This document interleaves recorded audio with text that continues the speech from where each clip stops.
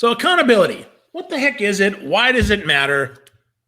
And why does it especially matter in these crazy times? So my guest today is Sam Silverstein. Sam is fantastic. He's dedicated to empowering people to live accountable lives, transform the way they do business, and create a more accountable world. He works with entrepreneurs, multinational companies, government agencies, and transform their cultures into great, increased engagement, productive organizations that are more accountable. He's got lots of great books about accountability, No More Excuses, I'm Accountable, and an audio book that you can get for, get this, $10 called No Matter What, the 10 Commitments of Accountability. Now, sadly, I don't have any of my accountable books because I have them all in the office and I'm at home today, but instead I'm bringing you my pal, Sam, live. What's up, Sam? How are you, buddy? I'm great, Phil. How are you today? Good, good. So accountability. I think there is no better topic during these crazy times to talk about than accountability. But Sam, how do you define accountability and why does it matter so much to you, my friend? Well, it's interesting because I feel like everything that we've been taught about accountability is wrong. And that's why we struggle with it, because we really don't understand what it is. But I define accountability very simply. It's keeping your commitments to people. That's it. We're responsible for things, but we are accountable to people. So, we're responsible to get the report done. We're responsible to finish the project. We're responsible to take out the trash. But I'm accountable to you and you're accountable to me. Accountability is between people. It involves a relationship. Good. Well, that matters to me because I'm all about relationships. That's super important to me. And I think about that, especially now. If I was just going to say, I'm going to be accountable to Vector Solutions, okay, well, these times kind of suck and it's company, so that's fine. But if I flip that and I say, no, I'm accountable to each of people on my team. I'm accountable to my leader. I'm accountable to the board of directors. I'm accountable to all the customers that we serve. I'm going to be much more motivated to do that because I can see their faces and I can see those firefighters, those police officers, those architects, those engineers, those construction workers, my boss, Dave Brown, right? I can see those people. And I think that really changes the game. Is that why that's so important, Sam? Or tell me more about that. Well, you're scratching on the surface of it. I think you're absolutely in the right direction. Here's the thing. When I say accountability is keeping your commitments to people, so there's people, there's a relationship involved. And then the question is, what's a commitment? And so I define a commitment as no matter what. No matter what. That's it, period. You can take it to the bank. You can count on it. It's not a maybe. It's not a kinda. It's not a if nothing better comes along. It's no matter what. And then there's two types of commitments. There's tactical commitments and relational commitments. And so the tactical commitment, I'll be here at 10:30. I'll get the report done. Those are in business settings. Those are your job. That's your job. If you're not doing your job, you should be fired. Your job description is nothing more than a list of tactical commitments. But when I talk about true accountability, it's about the relational commitments. It's a commitment to live the values. It's a commitment to the truth. It's a commitment to stand by you when all hell breaks loose. When people keep those sorts of commitments to each other, then what happens is you deepen the relationships, you create more meaningful relationships. And then in that scenario, I would rather die than let you down. And when I'm at that point, I'm probably going to be living an accountable life between me and you, and hopefully between me and others in the world around me. Wow. That is much stronger than just, yep, I'm going to get it just keeps going deeper, Phil. It's it just keeps going deeper. That's why I started off by saying everything we've been taught about accountability is wrong, because we hear people think accountability is punitive. Oh, it's standing up. I'm in trouble. It was my fault. I'm sorry. I won't do it again. No, that's being honest. That's your responsibility. Do that. That's not what accountability is. Accountability is proactive, and it's positive because it's about contributing to your relationships through these relational commitments, these serious commitments.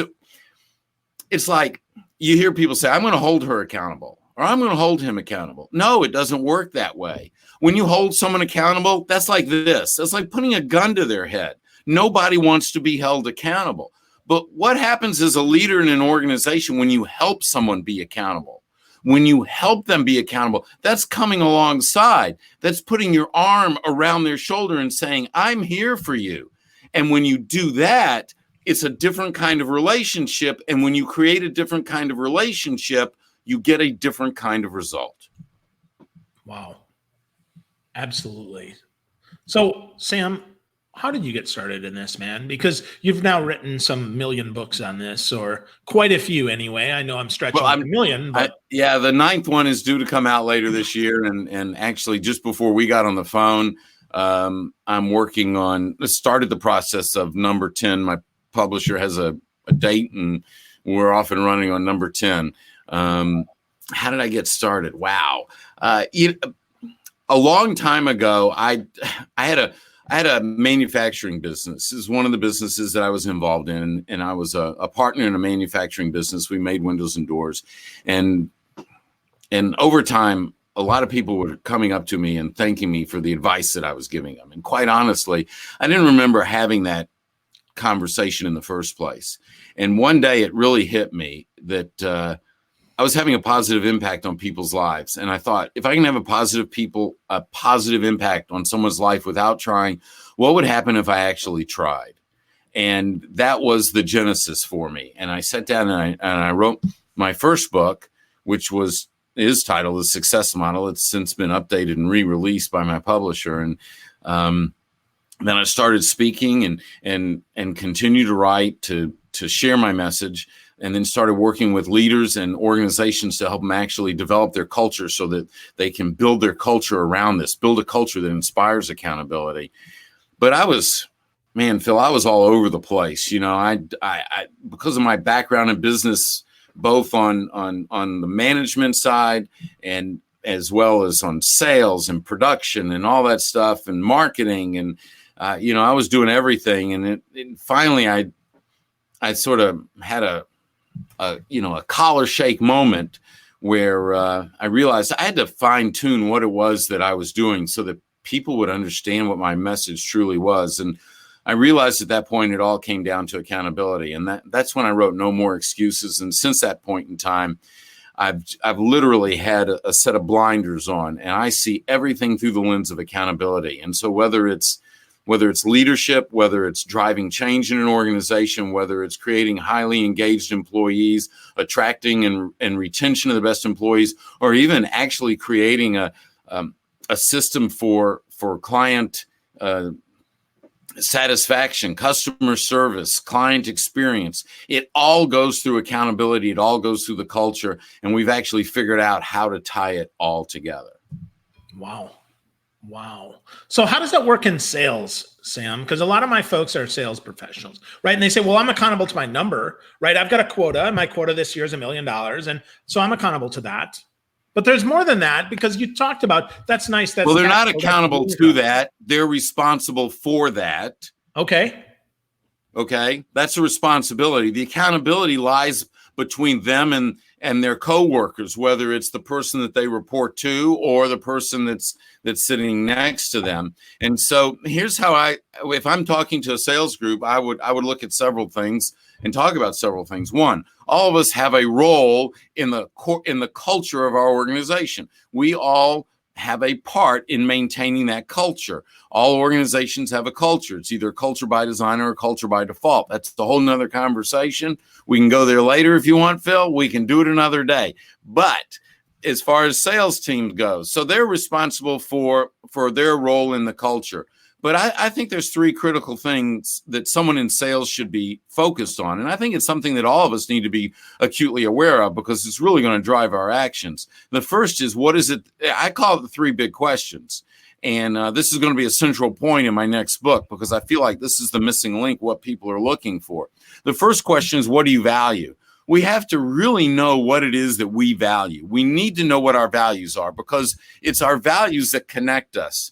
You and I aren't connected, Phil, because we love to speak, that we love to impact people's businesses, that we love to, it's not what we do that connects us. You and I are connected through our values. It's a much deeper, more meaningful connection. People believe different things, but even if we believe something different, we can be connected through our values. So it's critical to know what those values are in an organization. There's a set of organizational values. We must be living those values. In tough times like we're facing right now, it's the organizations that have clear values that are understood and that every decision is connected to, that are going to thrive, that are going to stay in existence in tough times, but not only that, position themselves to accelerate coming out of tough times.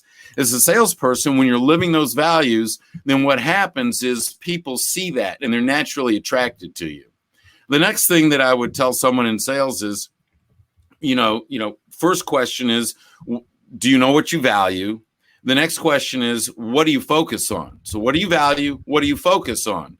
And that's really important because we really have two choices here. We can focus on what we can control, or we can focus on what we can't control.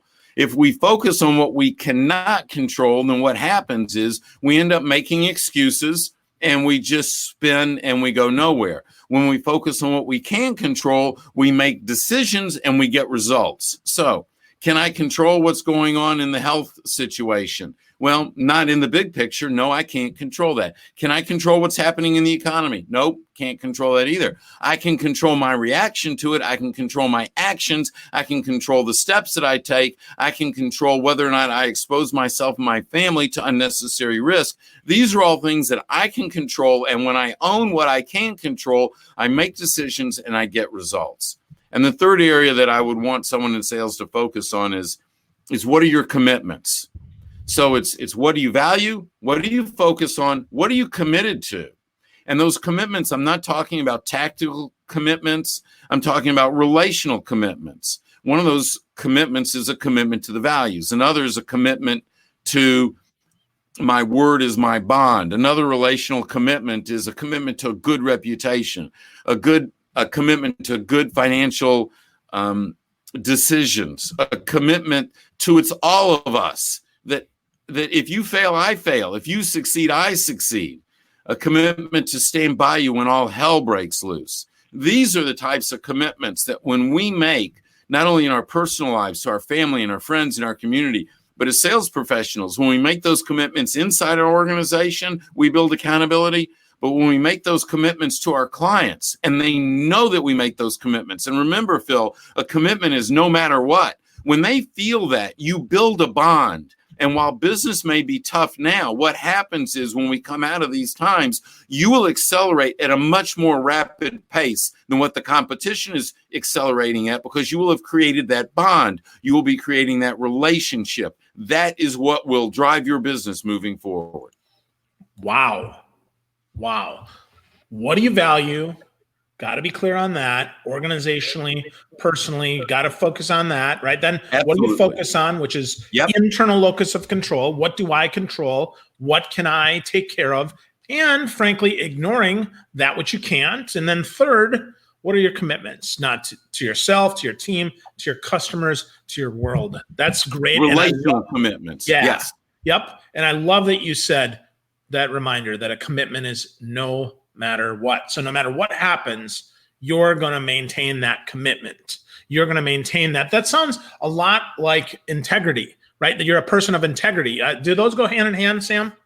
Well, that's definitely that's definitely there. And it's interesting. We work with a lot of organizations and we help them either take their value set and get it established in the organization, or refine their value set and get it established, or actually create a set of values from scratch. And the one value that we see that shows up all the time, I mean like 95% of the time, is integrity.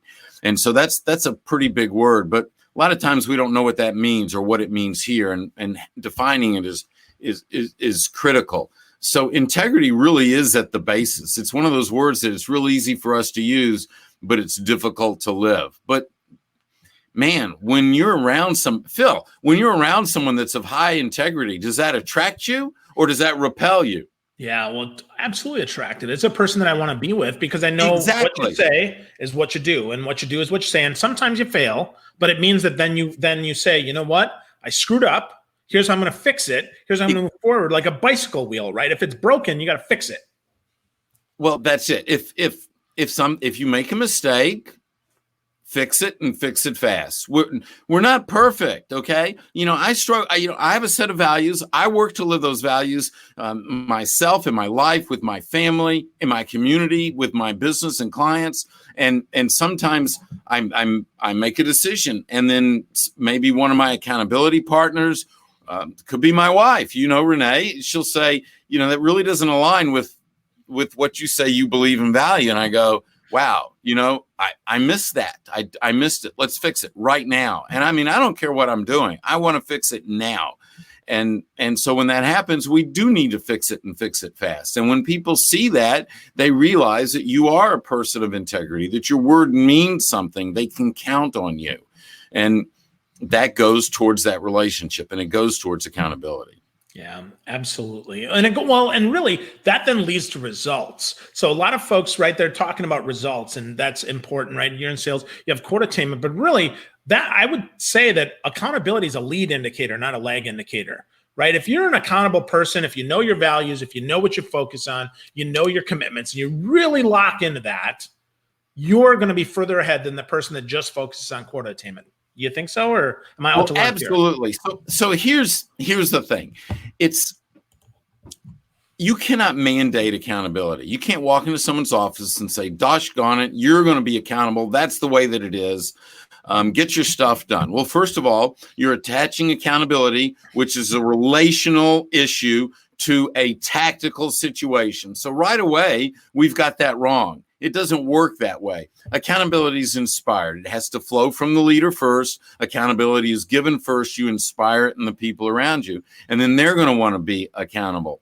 Well, all of our studies have done, and we have a cultural survey where we actually measure accountability in an organizational culture. We've been doing this. That survey alone, that assessment tool, is 12 years old. It's in 20 languages, and we have a lot of experience with it. And we see this all the time. Cultures that inspire accountability are also cultures that inspire creativity, innovation, change, greater customer service. Ultimately, it also inspires you. We see in those same cultures, we see much better internal communication. And as you know, siloed communication is the number one problem that businesses face internally. When you have greater communication, you have better teamwork. You have more highly engaged employees. You have greater productivity. And ultimately, that goes to the bottom line in profitability. Accountability is not a short-term situation. Accountability is a long-term concept. If you're looking to maximize results today and this week, go into the factory with a whip and beat your people. That's how you'll get the quickest results, and burn them out. They'll all quit and you're done.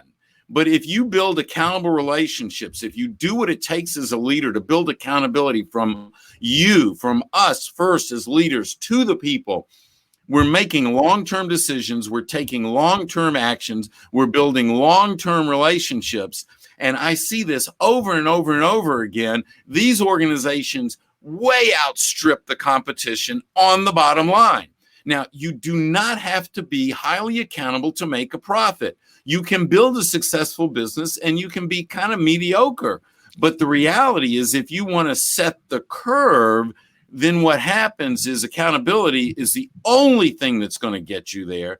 It is the only thing that'll differentiate you from your competition, because products and services today are pretty abundant. Let me give you an example. There's a builder out in West Texas called Beat & Bow Homes. And I've gotten to know these people over a period of time. They're in 4 markets out there. They build homes. And unemployment out there, up until this point has been basically zero.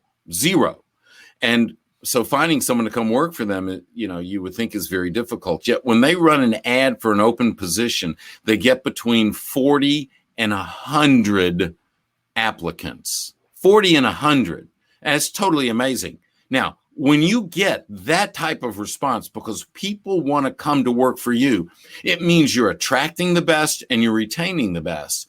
And if your organization has the best people, the best carpenters, best in construction, best in planning, best in purchasing, best in marketing, best in sales, you are going to win. You're going to have the best organization. And the reason they attract all these people is because accountability is incredibly high in this organization. It flows from leadership to the people. And because of that, it flows from the people back to leadership. Wow. Well, that's an organization that a lot of people want to work for, especially in these challenging times, right? We see that people want more accountability, that relational accountability that you talk about, being accountable to those that we serve and those that we're with. But Sam, if we're going to get started personally being accountable, where do we start? What's the best place to start? And which one of your books should we get first so that we can get started along this path? I guess all of them is not an appropriate answer, is Probably it? not, no. Okay. I think one of the best places to start is with my most recent, I Am Accountable, because what it does is it really does look at accountability starting from the individual basis, builds it up from individual, then it looks at it organizationally, and then it looks at it in the community in the broader sense, building a more accountable world, because that's what my mission is to build a more accountable world. And so I would start with that and getting a greater understanding of what accountability really is, and then also gaining understanding about what your values are, because I step you through that in there individually and organizationally. Without a full understanding of what your values are and the power that lies in your values so you can make all your decisions based on your values, it's going to be difficult to build an accountable foundation. So that book's going to step you through that, both individually and organizationally. Fantastic. Get a copy of I Am Accountable. If you want to know more about Sam, check him out at samsilverstein.com. You can see that there, and you can learn from Sam. He is definitely an accountable guy. He's a great friend, and I'm glad that he was able to share some stuff with us, Sam. Anywhere that you'd want people to go if they want to have a deeper conversation besides your website, you got a favorite social media network or a place where they can go? I love to get connected on most social media. I mean, you can reach out to me on Instagram for sure. LinkedIn is where, I'm there a lot, and it's under Sam Silverstein. And I've got hundreds of videos on YouTube under Sam Silverstein, which those YouTubes you can enjoy individually for yourself. But if you want to use them as conversation starters in an organization, please do that. And send me messages, communicate with me any way that I can be of service, especially in times like this. I'd love to be able to provide ideas that'll make a difference for you and help you maintain both individually and organizationally what you're trying to achieve for yourself. Awesome. Sam, thanks so much for spending some time with us today about being accountable. You are the master, my friend. I am grateful for you. I'm grateful that you taught us today about accountability. Such important stuff here. My friend, Sam Silverstein, the man, the myth, the legend about accountability. Thanks, brother. Thank you. Appreciate you. Well, thank you. I do value you, and I value what you provide to everyone out there. It's really critical. Thank you. It's my pleasure.